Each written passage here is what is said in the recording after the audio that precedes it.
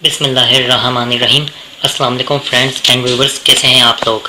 میں ہوں آپ کا دوست، آپ کا ہوسٹ محمد وجاہت خان، اور جیسا کہ آپ لوگ جانتے ہیں کہ میں یوٹیوب اور فیس بک کے لیے ویڈیوز بناتا ہوں اور شیئر کرتا ہوں تاکہ نیو کمرز کو باہر کے ممالک میں آنے جانے اور وہاں پر زندگی گزارنے کی معلومات فراہم کر سکوں اور انہیں کوئی دقت محسوس نہ ہو۔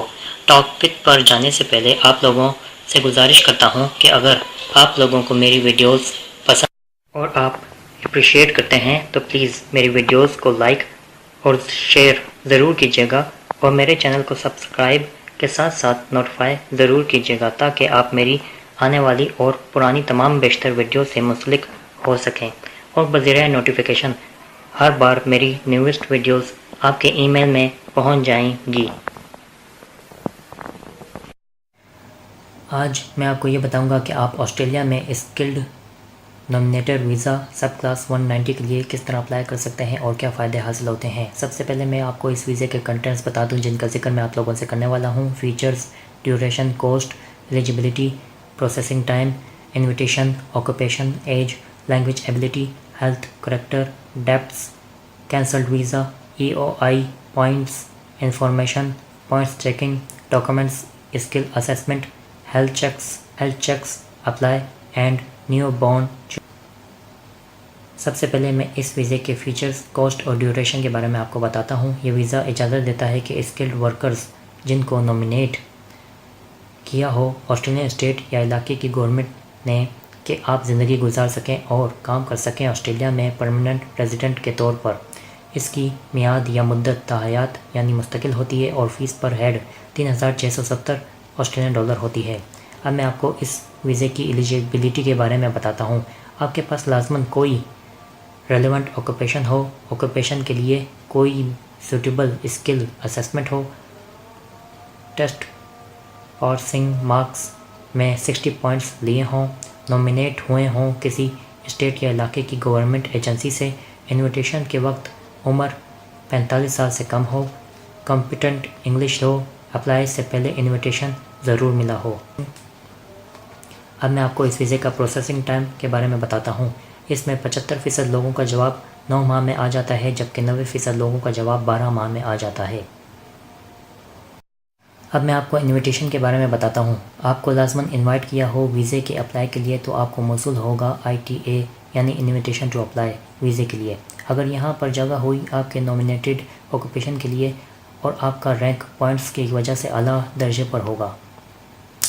اب میں آپ کو آکوپیشن کے بارے میں بتاتا ہوں۔ آپ کی آکوپیشن اسکلڈ آکوپیشن کی لسٹ کے مطابق ہو اور آپ نے لازماً اسکل اسیسمنٹ بتانی ہے جو آپ کی ایجوکیشن اور اسکل ظاہر کرے کام کی نوعیت کے مطابق۔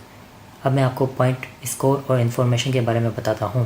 آپ نے لازماً انویٹیشن لیٹر میں پوائنٹس بتانے ہیں، کم از کم 60 یا 60 سے زیادہ، اور یہ آپ کے EOI پر ڈپینڈ کرتا ہے۔ آپ پوائنٹس کا دعویٰ بھی کر سکتے ہیں جس میں English language ability, skilled employment qualification, Australian study requirements, specialist education requirements اور دوسرے بیشتر فیکٹرز شامل ہوتے ہیں۔ اب میں آپ کو ایج کے بارے میں بتاتا ہوں۔ جب آپ کو ویزے کے لیے ITA ملے تو اس وقت آپ کی عمر 45 سال سے کم ہو۔ اب میں آپ کو اسکل اسیسمنٹ کے بارے میں بتاتا ہوں۔ یہ اسیسمنٹ کو لازماً انڈرٹیک کیا ہو اسیسنگ اتھارٹی نے، آپ نے اس کی فیس بھی بھرنی ہوگی الگ سے۔ آپ کے پاس رزلٹ ہو اسکل اسیسمنٹ EOI جمع کرنے سے پہلے۔ اب میں آپ کو ہیلتھ چیکس کے بارے میں بتاتا ہوں۔ ایمبیسی یہ کہتی ہے کہ آپ اور آپ کے فیملی ممبرز کے پاس لازمی ہیلتھ چیکس یعنی میڈیکل اسٹیٹمنٹ موجود ہو اپلائی کرنے سے پہلے۔ اس کے تمام اخراجات آپ نے ادا کرنے ہوں گے اور رزلٹ صرف 1 سال کے لیے ہوگا۔ اگر آپ نے ہیلتھ چیکس کا ٹریٹمنٹ شروع کیا ہے اور سال سے زیادہ ہو گیا ہے اور ٹریٹمنٹ میں مسئلہ، تب بھی یعنی اس وقت بھی اخراجات آپ کو ادا کرنے ہوں گے دوبارہ سے، اور پھر جب آپ درخواست جمع کروائیں گے تب اس میں بھی ڈیلے ہو سکتا ہے ویزا پروسیسنگ میں۔ اب میں آپ کو اپلائی کے بارے میں بتاتا ہوں۔ آپ کے پاس 60 دن ہوتے ہیں ویزا اپلائی کرنے کے لیے۔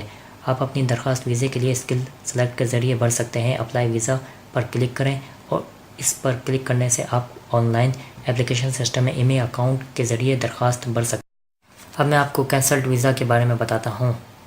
اگر اس سے پہلے کسی اور ویزا پر آپ کو ریفیوز یا کینسلیشن ملی ہے تو اس ویزے کے لیے بھی آپ ایلیجیبل نہیں ہوں گے اور اسٹریٹ اوے ویزا مسترد ہو جائے گا۔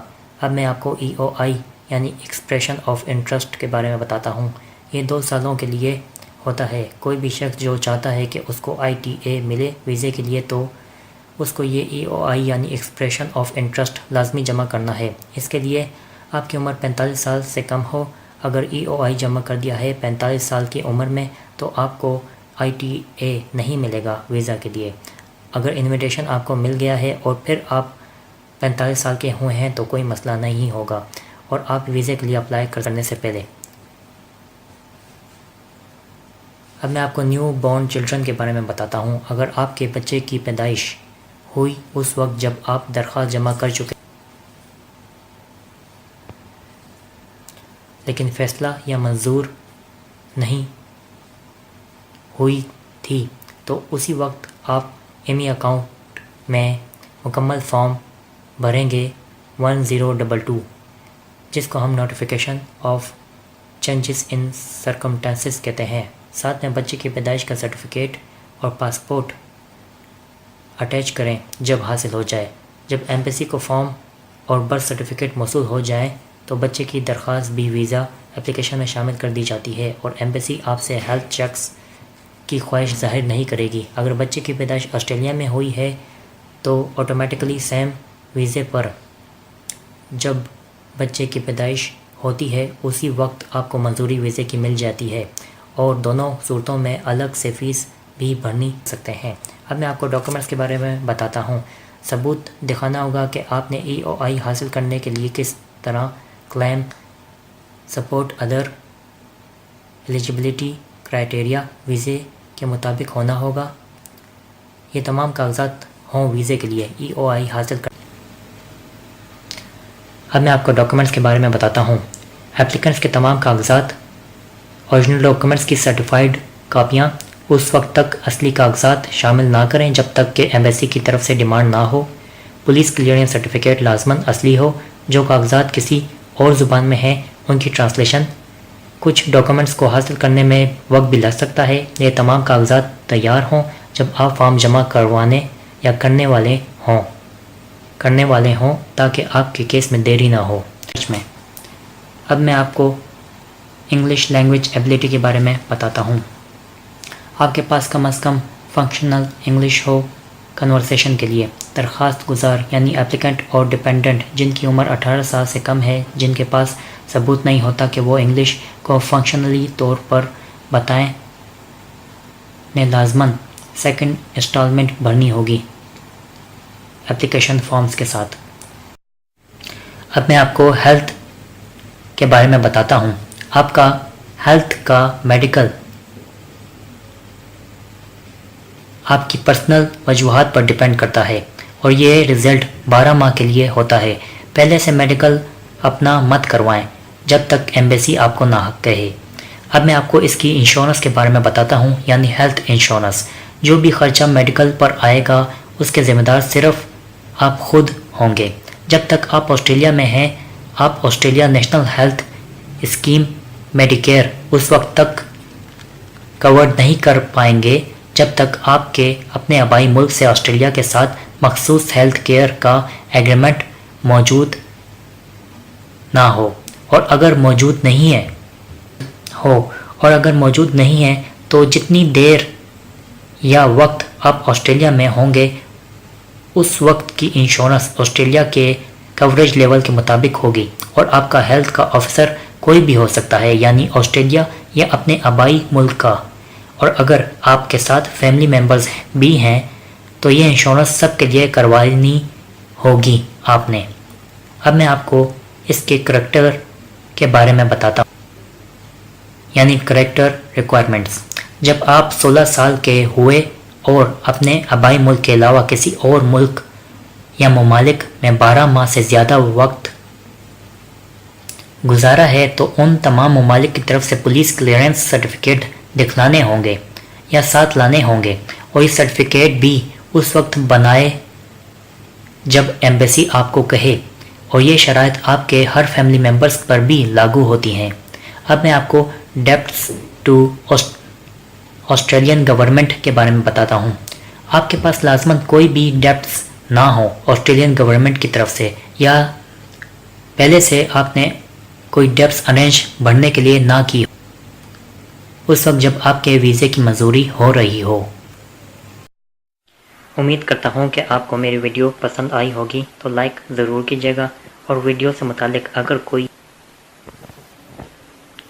جو میں نے آپ سے ذکر نہیں کیا ہو اس ویڈیو میں اور آپ کے ذہن میں سوال آیا ہے تو بلا ہچکچاہٹ یعنی ہیسیٹیٹ کے کمنٹ کیجئے۔ انشاءاللہ میں آپ کے سوال کا جواب اور آپ کی ہیلپ ضرور کروں گا۔